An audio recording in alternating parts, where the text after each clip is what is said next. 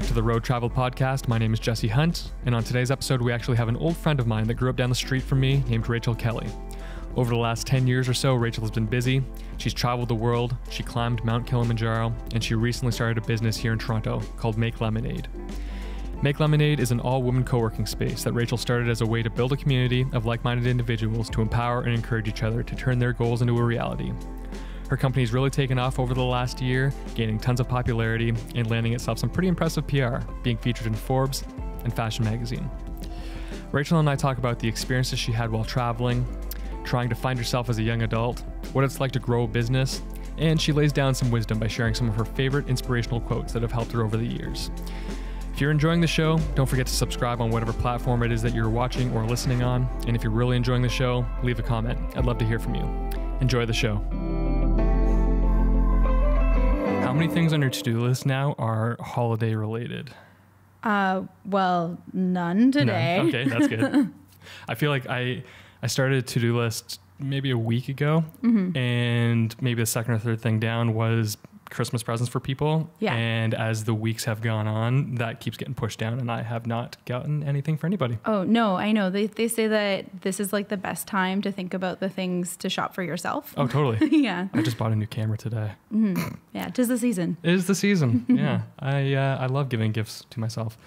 So Rachel, tell me a little bit about you. Yeah. And what it is that you do, because well, we have a bit of a history. We literally grew up down the street from each other. Yeah. I grew up playing hockey with your brother, and Manhunt. We played Manhunt together. that's what I was going to bring up. We played Manhunt. And were you ever part of the crazy laser tag sessions that we had? I think I went to a couple of those. Yeah. Yeah. I don't think they ever really worked, but hey, we had fun. Yeah, we had lots of fun. Yeah. And we watched scary movies at your house too. We did, yep. I specifically remember Yeah. some of those moments. Yeah. Yeah.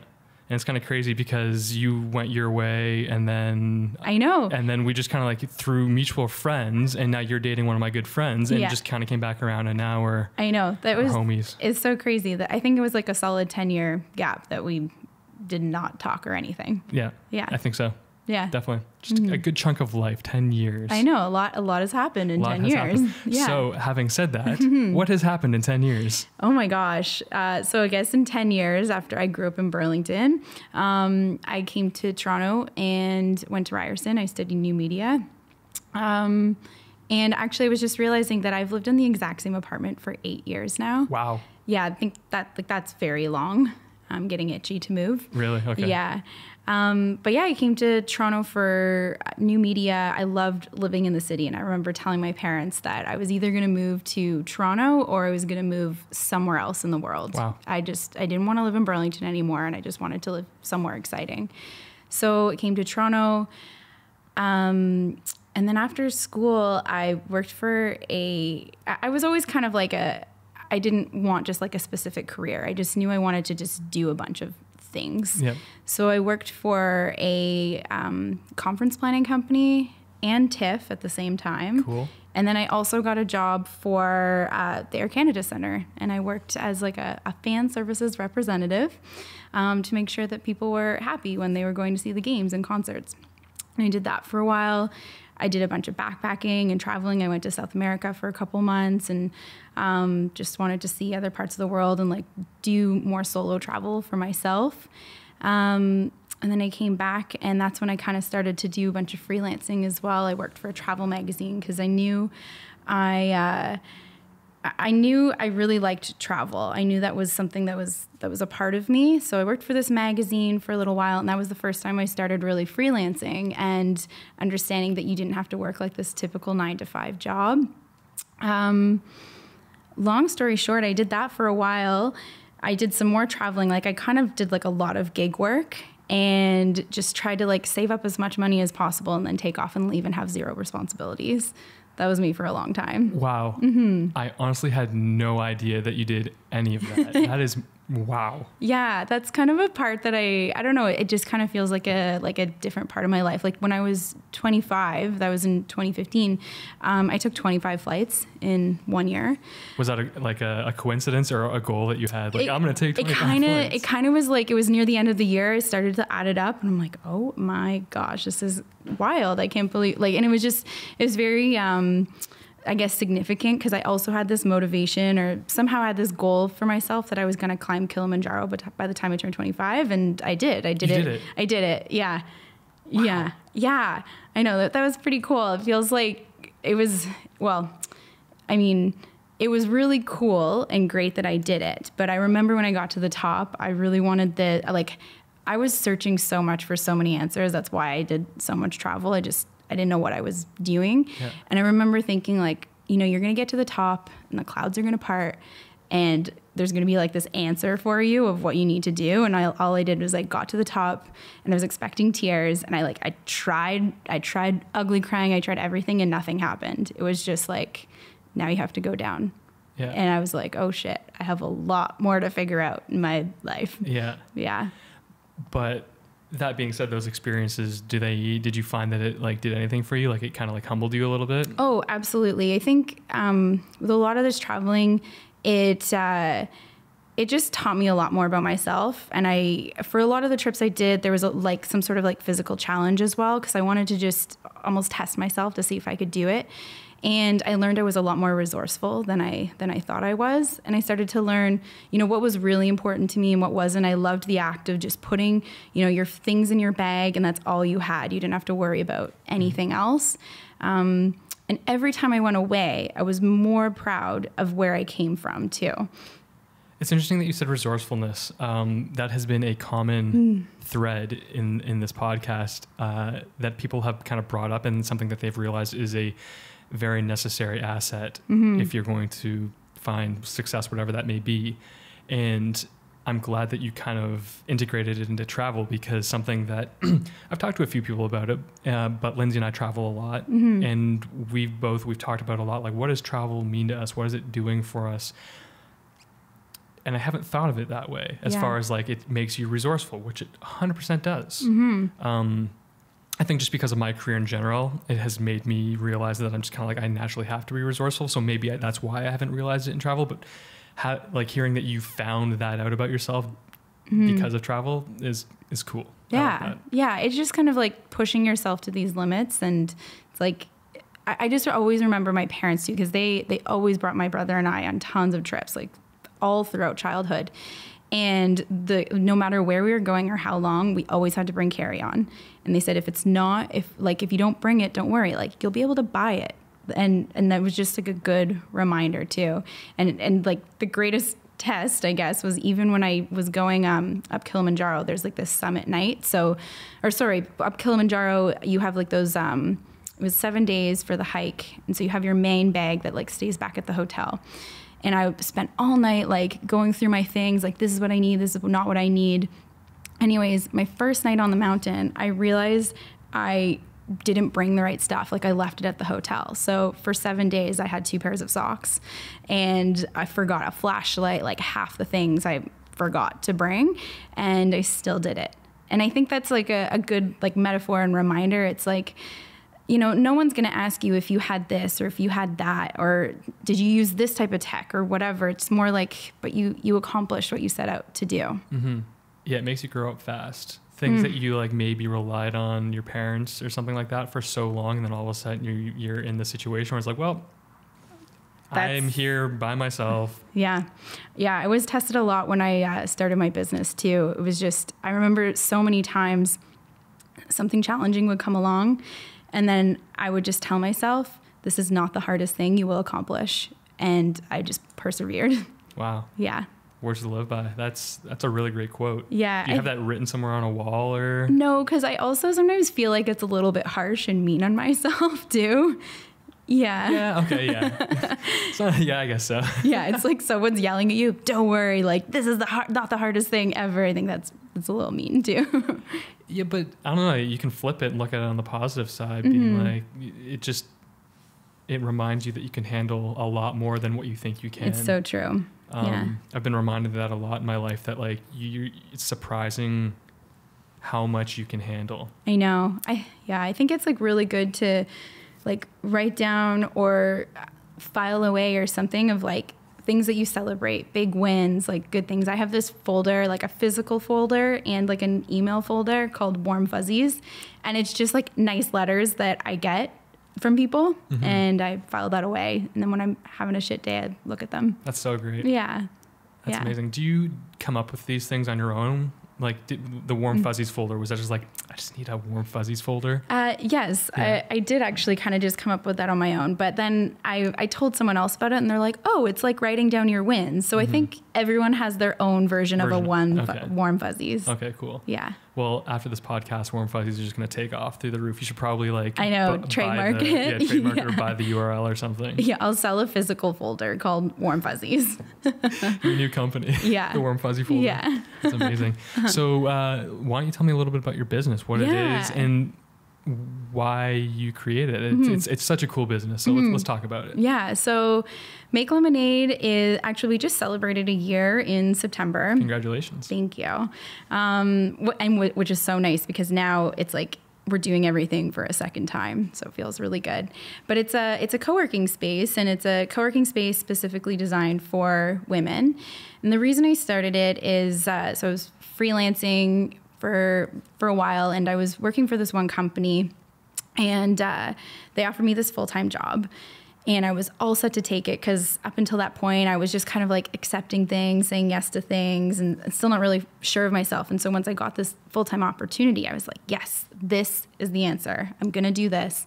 I'm gonna get a salary. I'm gonna buy a couch. So I decided to buy a couch. It's like, that's gonna make me an adult because now I have a salary. Signed the contract, everything was ready to go. And then the day before I was supposed to start the job, they're like, never mind, can you continue freelancing for us?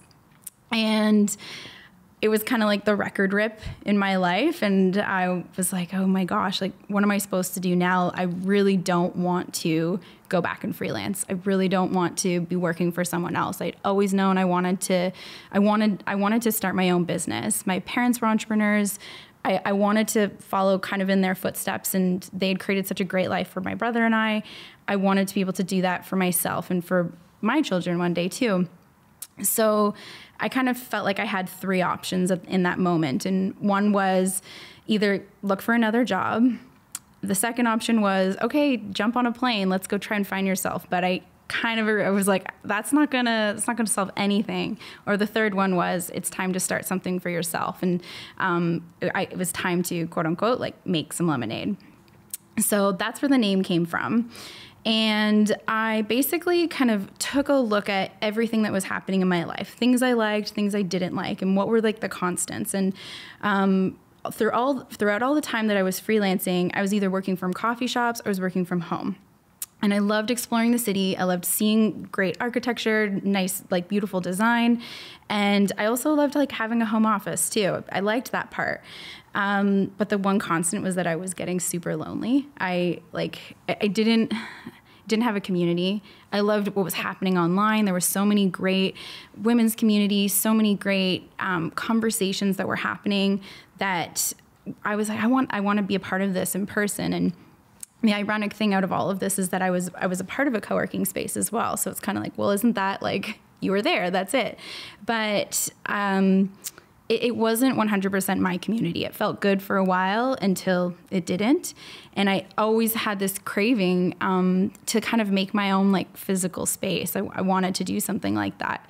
And so in that moment, I was like, I want to create my own co-working space. I want a place where people can come to and they can feel inspired, where they can share different ideas. And when they come here, like we all kind of are on the same level. We're all thinking kind of the same way. And I just want it to be a good feeling place. So that was, so that happened in the beginning of October of 2016, was right when the job opportunity fell flat, and I had some time to reflect. And by the end of October, and it was a day after my birthday, I sent an email out to a real estate agent just to get the ball rolling. And then I went full steam ahead. And the funny thing is that nothing really changed. I ended up freelancing for that same company.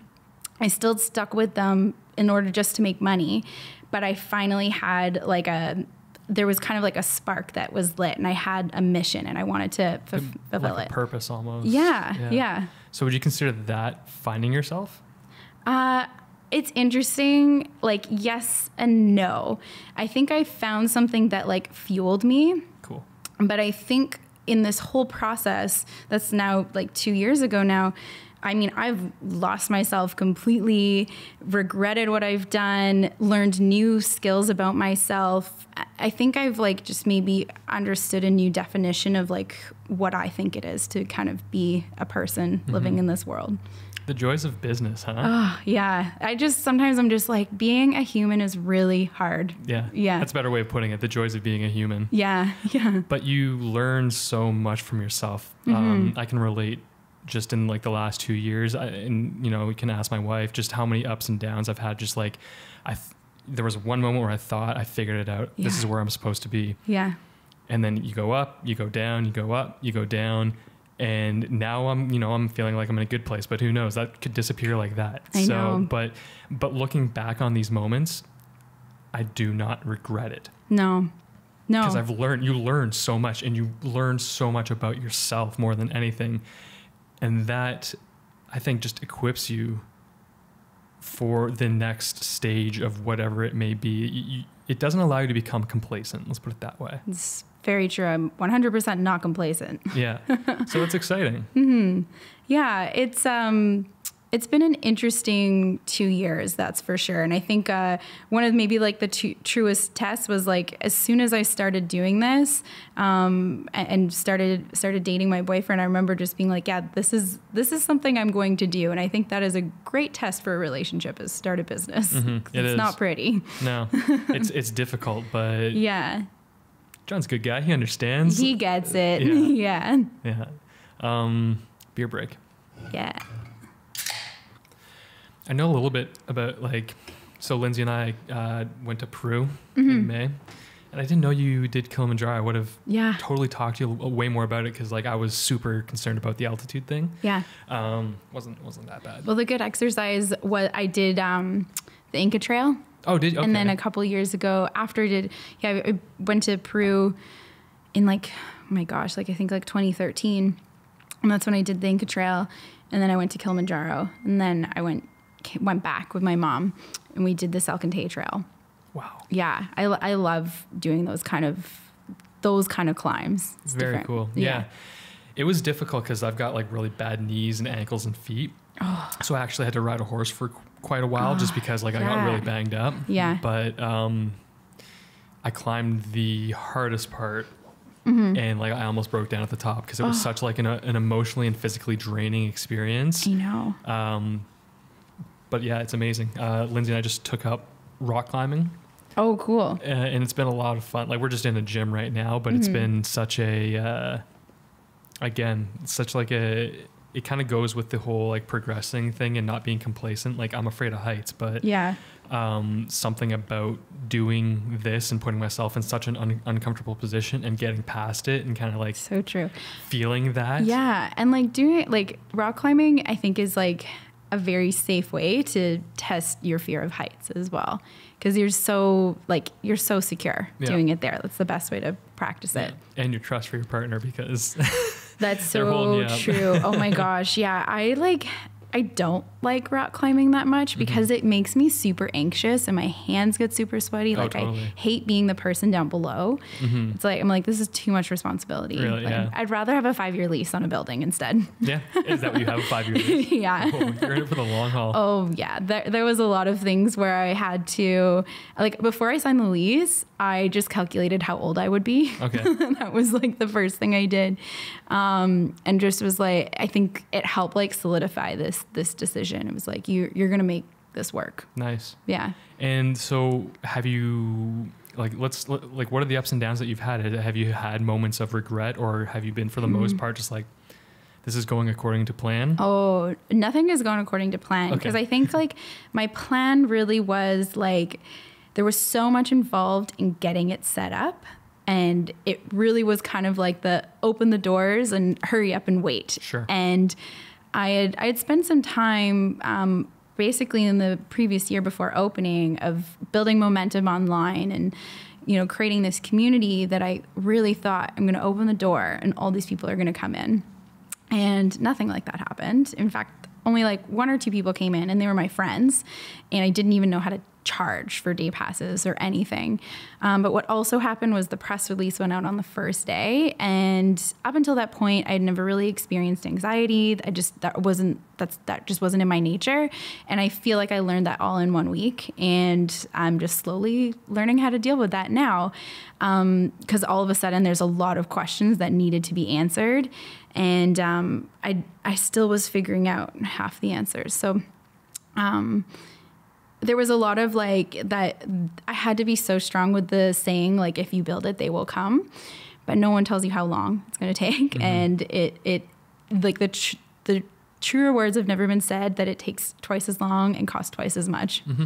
Yeah. That's true. Mm-hmm. Something that I've learned is that often things take double the time to come back around. So example from my world, I will make a connection of some sort that with somebody or a company that I'd like to do business with. And I go through the process of, maybe they didn't want a video done or something like that, or, maybe it wasn't a good connection. And then all of a sudden 2 years later, you hear from them. Yeah. And it's been really weird that way. And time after time after time, it happens. And it's, you have to go through that process of like being down in the valley, but eventually those 2 years thing starts to kind of overlap themselves. Yeah. And I think you just start to understand the process a little bit more. It's like maybe understanding like the bigger, I don't want to say sales funnel, but it kind of is like that, right? Mm-hmm. Like it's just, things just take longer. Mm-hmm. Sometimes it's like things may be lined up and make so much sense for you, but it's only going to make sense when it's right for someone else as well. Mm-hmm. So do you do much selling, marketing type stuff for Make Lemonade, or is it now like a very word of mouth driven business? It's kind of a blend of everything. Okay. Definitely word of mouth, I think, is still like our best friend. And that's just because, we can create like a great online presence and what we're saying out is really great, but it really comes into that somebody maybe sees us on Instagram, they come in and we make sure that they have the best time ever. Mm-hmm. And then anyone who's ever come to Make Lemonade turns out to be our best ambassadors. And then it just slowly flows from there. Do you ever get super excited to see the things that people are working on, like your members are working on? Like the small business and stuff like that? Are you what's your role in that? Yeah, it's really interesting. Everyone is working on something completely different. Like we have this one company who they're a cake company, but like a YouTube content cake company. So they have this one baker, and she's kind of like this superstar now, and she teaches you how to bake different like very elaborate cakes. And then we get to see the team who's behind all of this, running all of their social channels. The problem with drinking beer during the podcast. And then what the great thing is then they record everything at an apartment nearby. And then when the cake doesn't go to one of the crew members, the cake comes to the office, and we get these very elaborate cakes. Like we've had one that like there'd be like a Barbie on it, or there was like a bunch of whales, or one, it looked like a chicken was sitting in a pot of soup. And he had like having like at a spa day with like cucumbers on his eyes. So that's just like one team that's there. And then we have lawyers and CPAs. There's one woman who does copywriting, and maybe if you just say copywriting, it could sound kind of unexciting, but she makes it the most exciting thing you have ever heard of. I think it just maybe gives me a better admiration for what everyone is doing. Mm-hmm. And it always helps my business as well. But the nicest thing that has changed is sometimes I joke that Make Lemonade has been this like very elaborate plan to just make a bunch of friends. And I mean, it's a very expensive way to do it, but I mean, I got a great set of friends now. Mm-hmm. But it's just given me just I think like a better understanding of a little bit of the way that the world works too. And at the end of the day, it's just people, and you're just trying to get by. And it's like you just understand that like the person behind that email, like there is an actual person or a human being there too who's struggling with some of the same issues that you may be as well. It sounds a little bit like traveling in the sense that like you kind of get a glimpse into all these different worlds. Mm-hmm. And that's what I like about traveling is you kind of for a moment in time get to see this other part of the world and see how all these people live and see the things that they deal with or struggle with. And then having a community like that, it seems very similar. You kind of get a glimpse into everybody's world a little bit and become part of it. Yeah. In a way. You're so right. I feel like as soon as I like step into an airport, it's like you can kind of be a certain version of who you are. And I think that, yeah, like that's maybe the way it is in all communities, is you're maybe a part of a version of yourself as well. And sometimes like you find something out about something maybe 6 months down the road and you're like, oh, I had no idea that that's what you did. And it's just, yeah, you break down all these different layers of who people are. Yeah. Mm-hmm. Have you found that having this community now that you've built helps you as whether it be in business or in your personal life? Do you find that like it kind of just what would be the word, motivates you maybe? Yeah, I think what's nice is there's more people who have my back. I think it was very different when I was freelancing, and I kind of, and I still do describe myself as kind of a Jill of all trades. Like I do a lot of our graphic design, but I'll also, answer the phone sometimes or take out the trash. Like it can be literally anything, and I'll try to make it work. And I feel like when I was freelancing, it all comes back down to that I just didn't have like that purpose. And now there's a lot more people who maybe understand a bit more of the struggle or what's working or what's not working. And we'll kind of hold you accountable for some of the things that you say you're going to do. That's helpful. One of the best things is hearing people, like I have heard this time and time again, of asking people, okay, so what are you going to do for self-care this week? How nice is that? Like where else do you hear that? So yeah, I'm curious. Okay, so what is self-care? You don't know what self-care is? I think I could probably figure it out, but... Well, self-care is different for everybody. Yeah. And I mean, like if self-care is just like drinking a beer and that feels good for you, then that's important. How about like, drinking 5 beers? Yes, but like it has to be something that like feels good for you. Gotcha. But not about, it's not about being like, I'm going to drink this beer. I'm really not describing this very well, but like self-care can mean like, I'm just going to make a nice meal for myself. But it's really like putting you first all the time, without kind of like worrying about pleasing other people. It's something that is, but it can often get kind of confused with like self-care is quite commercialized as well, of being like, I'm going to take a bath and I'm going to put on Instagram and do this and do that and hashtag self-care, instead of being like, no, I'm just going to focus on something that feels really good for me. And that's something that's changed a lot in this past year, is for me, especially because when I started, like I was running a mile a minute. Like I was on all the time, and I was working like 12, 14-hour days because I also had events all the time. And it quickly spun out of control. And then I had a series of like family or friend deaths all within 1 week. I also decided to break up with John in that same week as well. So it was a very low point in my life, and it wasn't until it was like maybe a month or so after I reached out to a friend who does coaching and therapy. And that was like the first, I think, real true thing I had done in a long time. That was a act of self-care for myself, because I was so beside myself. I didn't know how to kind of get myself out of this funk. And I knew that at that point, I guess that self-care for me meant I needed to spend a little bit of time with myself and talk to someone else and talk through my feelings. And I guess like the biggest thing now that just changed in my whole perspective with business and the way I do things is that at the end of the day, like there's a couple of values and things in my life that are very, very important.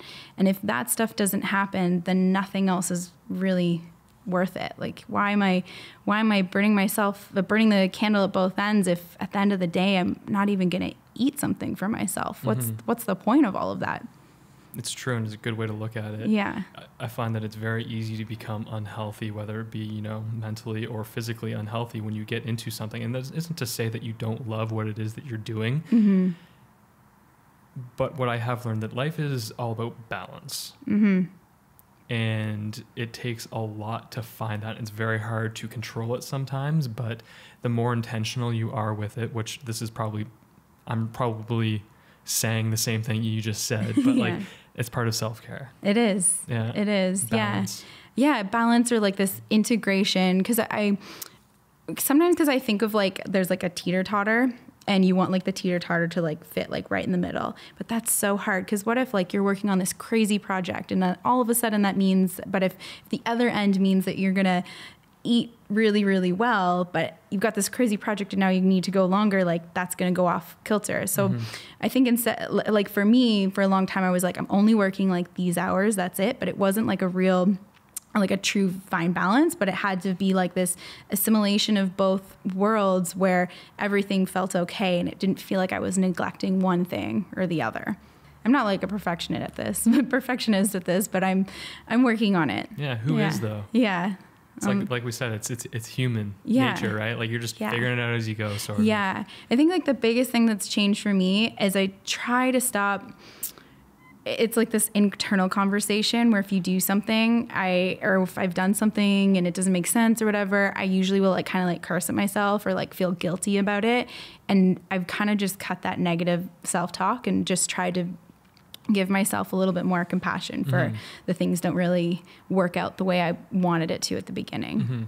Well, I found the more certain things happen that put you in those positions where you have like those negative thoughts, or you kind of like, you start internally thinking about it like way too much. Yeah. The more it happens, the more you learn how to deal with it. And the more you learn how to be like, okay, it's not that big of a deal. This happened last week. Yeah. I'm good. It's so true. It'll blow over. Yeah. The best thing I heard the other day was, if the process is simple, the task is easy. And it just kind of blew my mind. And the way I kind of think about that now for like my own personal life, like, I mean, it can go two ways. Like when you're thinking about work, it can just be, I'm trying to think of something that we do like on a regular basis, like where it's like, okay, you have to take out the garbage. But if it's like, you have to take out the garbage and you have to go through the store and do this and do that. But if all of a sudden you write down what the process is, like that task just feels so much more simpler. And from my own personal life, I've started to kind of write down these values that are super important to me. So I know that in order to make myself feel good, I need to have at least 8 hours of sleep, and I need to make sure that I'm eating properly, and I need to spend at least 2 nights to myself a week in a year. 2 nights to myself in a year. That's it. Wow. Yeah. Busy. Anyways, those are the things that are important to me. There's other values that are important to me as well. But if other things start to come into play and kind of come through my inbox or pop up as opportunities, and I kind of look at it and go, wait, does this make sense of what's on my table? Like that's important to me. And if it doesn't align with that, saying no to it just feels so much easier. And it's kind of like looking at your life like a smorgasbord. I just read this in a book recently, where it was like, you could have all this food on the table and it could be all these amazing desserts. And you're like, oh, there's whipped cream and there's cake and there's cookies. But if you really then look back and go, all I really want is pizza, and there's not pizza on the table, then you need to go get a pizza. It doesn't matter how much you like whipped cream. It's the pizza that you want. Yeah. Thank God for Uber Eats. Yeah. So you've gotten some really good press from Forbes, and there was a few other ones, but Forbes was like kind of the big name that stuck out. What was that like? When did that happen? So it's actually really interesting. So when I opened Make Lemonade, or before I opened, I had connected with this great woman named Ashley Cassidy Seal, and she was starting a small PR agency. She was working for tons of different agencies before and wanted to do like her own boutique thing. And we had connected through Instagram, and we both just kind of really liked what each other were doing. And so leading up to opening, we decided to connect, and I was like, I really want to work with you. I just really like what you're doing. So she helped organize a lot of the press and everything for Make Lemonade. So that's how we got into like Toronto Life and Blog.to and kind of some of the more buzzy things right at the beginning. And what's so funny about the way that Forbes happened was that it wasn't through any of that. It was just through a member. A member is a contributor to Forbes. Wow. And the way she even asked me to be a part of it was so casual, so nonchalant. It was kind of, I was like, welcome to Make Lemonade. And really at the beginning days, and I mean, still now, but it would be like, here's your membership. This is everything you need. Like I was very like, here's the checklist. And so I was trying to be very professional and formal. And then she was like, okay, great, cool. So when are we gonna slot you in for your piece in Forbes? And you know, it's kind of like one of those things where you're like internally freaking out and you're like, oh yes, like absolutely. Like, let me just schedule you in. Yeah.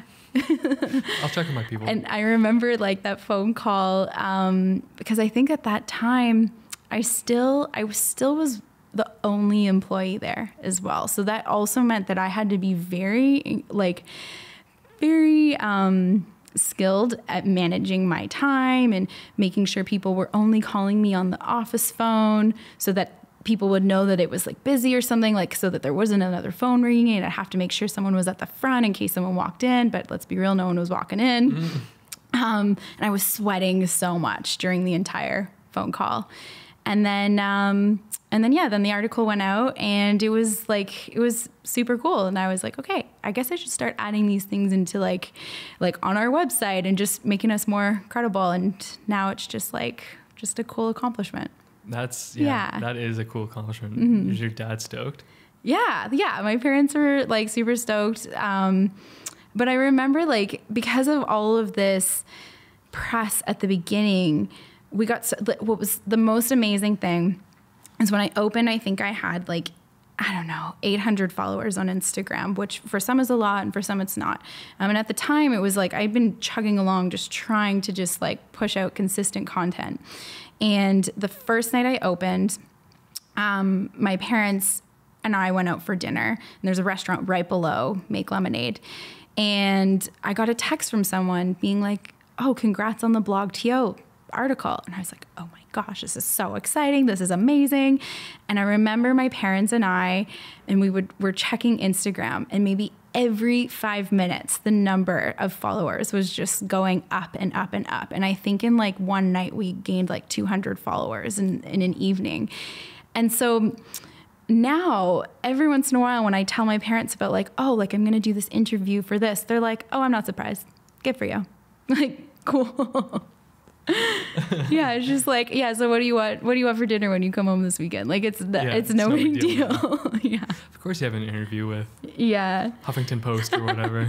Not yet, but do you know a contact? No. I'm kidding. If I did, I would let you know. But I think it's super important, and that's why I have that folder of warm fuzzies too, is like, you need to stay humble and grounded to all that stuff. And it's like, it's so easy to get swooped up in all of that. And I think it's also, I mean, there's nothing more humbling, I guess, than like looking at your profit and loss statement and going, okay, all this stuff is really exciting on the outside, but I still have to bust my ass to make this part work too. Mm-hmm. Yeah.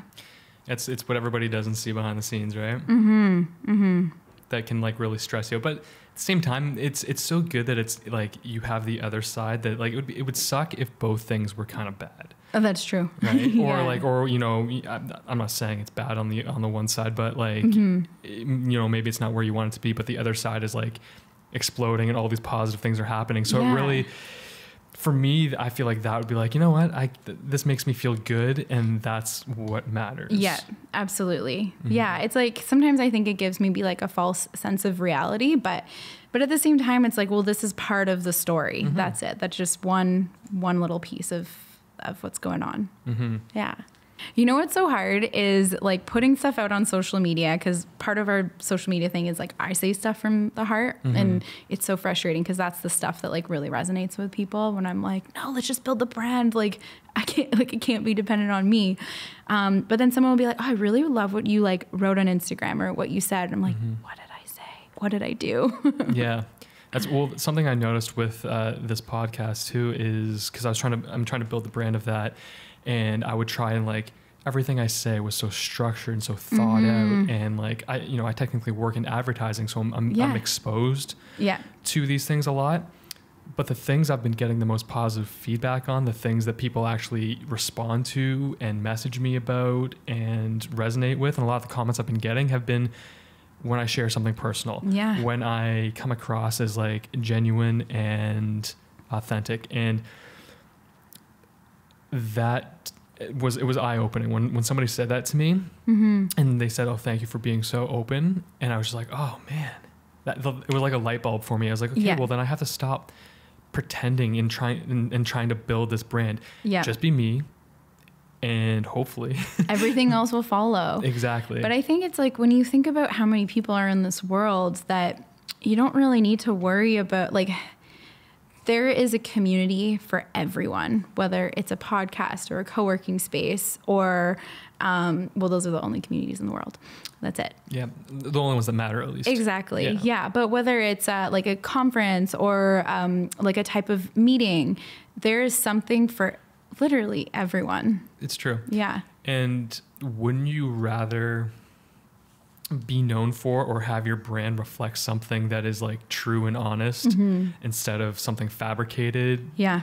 I mean, it works for some companies, some brands, and that's kind of what big business is in a way, I guess. But for me, at least, and the people that I'm talking with, I do want to find those genuine, authentic people that are willing to kind of open up and share experiences, because that's what the show's about. Absolutely. So I can't fake it if I'm expecting other people to be real. Absolutely. So light bulb. Light bulb. Yeah. But it's true. It's like people respond to authenticity. That's what they like about something is.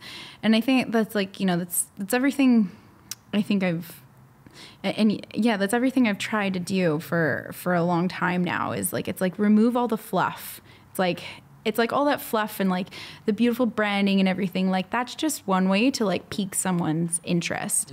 But once you actually dig a little deeper and go in, like that's what people are really interested in. And actually just us saying this just made me realize something else is, so this was like easily 5 years ago now. My friend and I, we used to have this booze blog.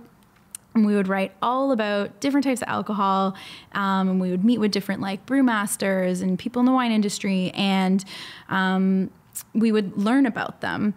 And we shared this blog, and we were called the Tipsy Teachers. And then we started hosting events called Detox to Retox, and we would host yoga classes in breweries. I feel like I see like the happening.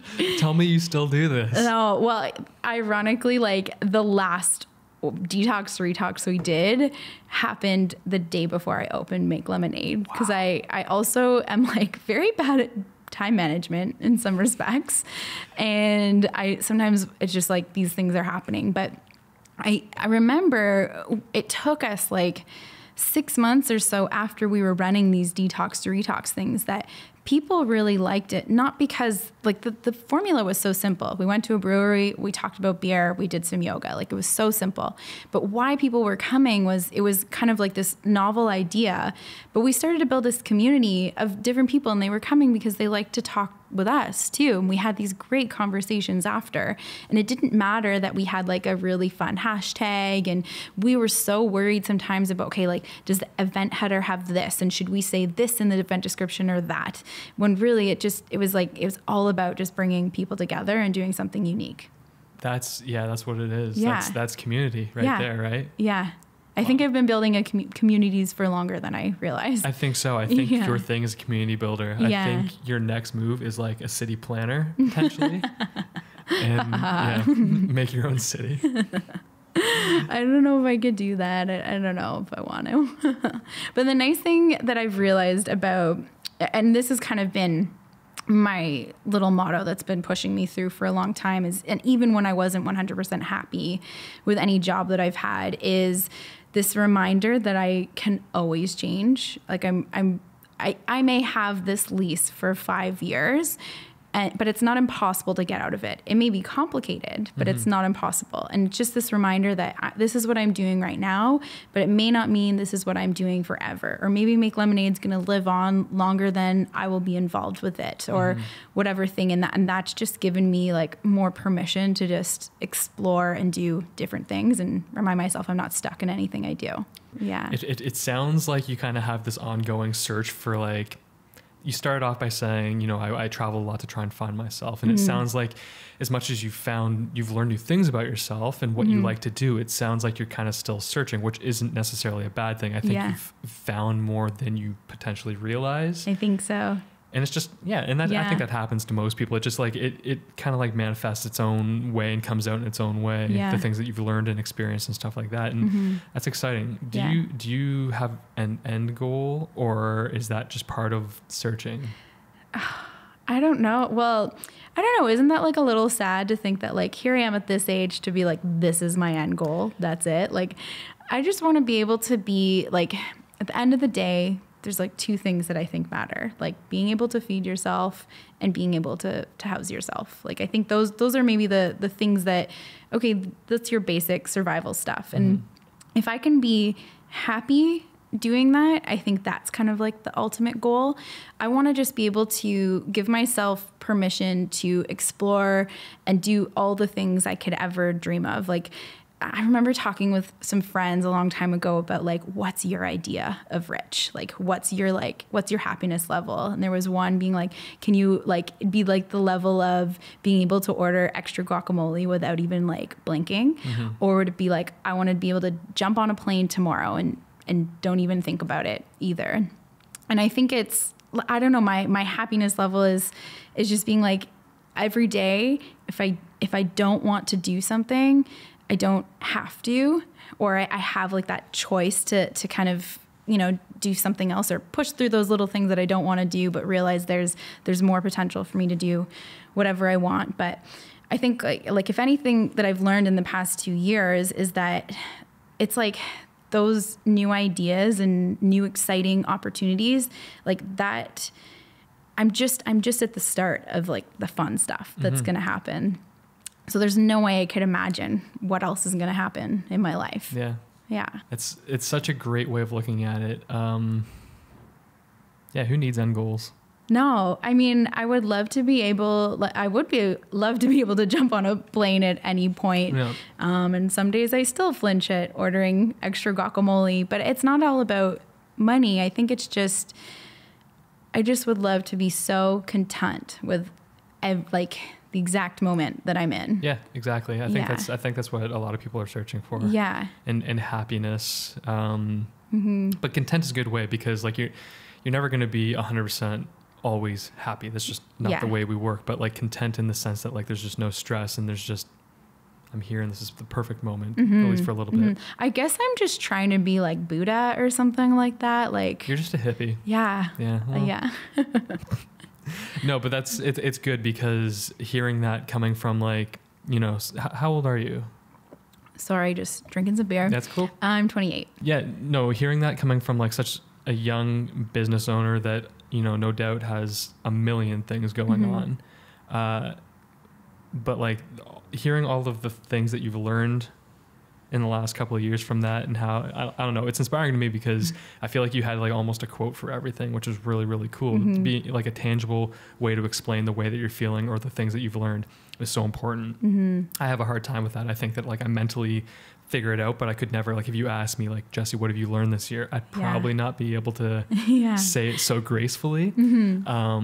So it's cool to hear that you've kind of figured, you know, at least enough of that out to not be constantly like, I know, stressing and anxious about everything. Yeah, I think, so I remember, this is so wild. Like I went to this event maybe 2 weeks into opening, and it was this member who said, "Oh, do you want to come to this event?"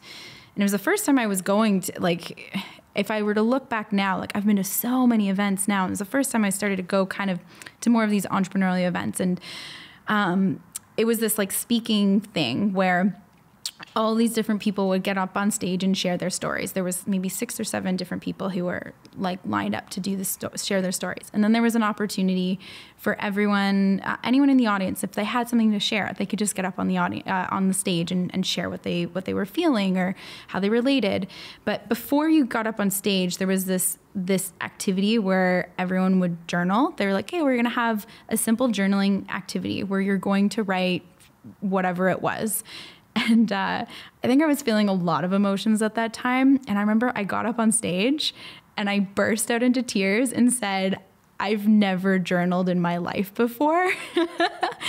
And I was like, I felt like I needed to get up on stage in case someone else felt that way too. Yeah. because I never realized like how powerful something so simple could be.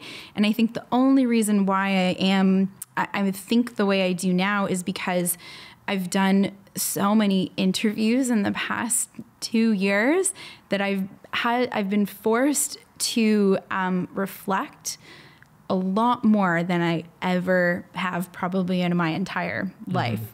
Also that, and our bathrooms, you can graffiti positive quotes on the bathroom stalls. Hey, that's cool. So yeah, it's super cool.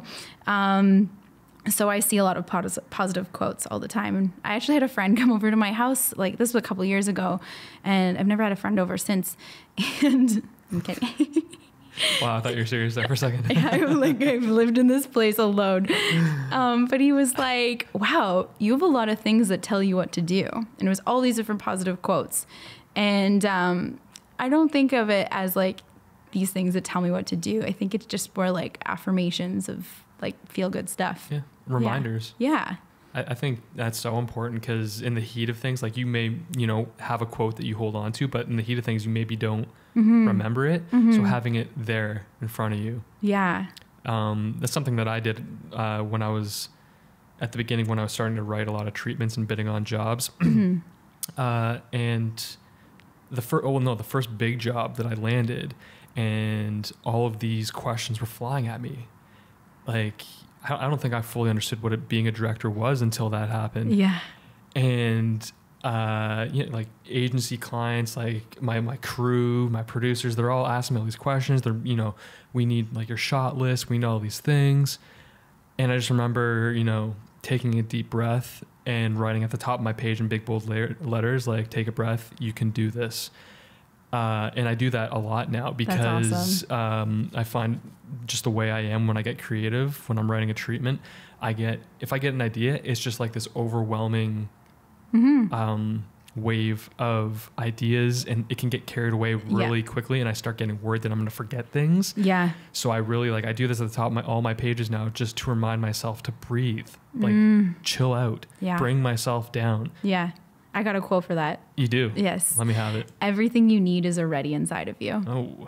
Yeah, it's a good one. It is a good one. Yeah, but it's so true. You've got all of the answers right there. Yeah, you just need to find a way to like calm your brain down. Yeah. And that is probably honestly one of the things I've learned this year. Yeah. I have learned more about like the anxiety that I have. And anxiety is kind of like a big thing out there right now, and as it should be, because I've realized that I have anxiety thing that I didn't know about it until I realized what it was. And I was like, oh, that's that weird, horrible feeling. Exactly.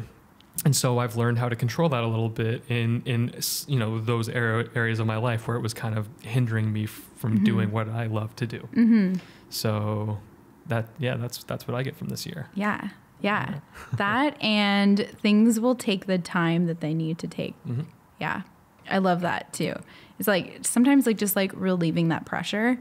Sometimes I feel like as a manager, boss person, I have like a hard time like with titles too. Okay. I've realized that. Yeah. You're the boss. I'm the boss. Sure. But it's like deadlines. Like I have a really hard time giving deadlines and then following up on that deadline. That's a challenging thing for me. How many employees do you have? I have 2 employees, 2 part-time employees. I have 11 volunteers who help run our front desk. And then I have a couple of trade agreements as well with a few creatives. Cool. Yeah.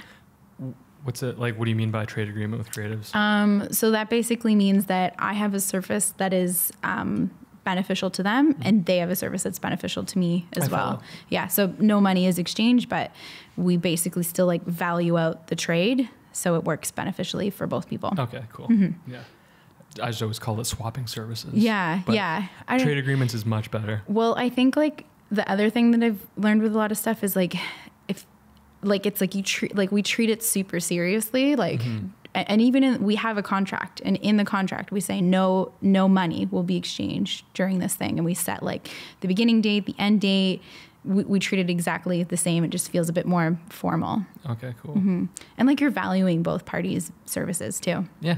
where can people find out more about you? Yeah. Make Lemonade, if they're interested in signing up? Like, what's that process? How do they go about this? Yeah. So with Make Lemonade, like there's been a few like distinct changes, or I guess things that we've realized with us is that we're not like this members only club. And even though we're a space that's designed for women, we're not exclusive to just women.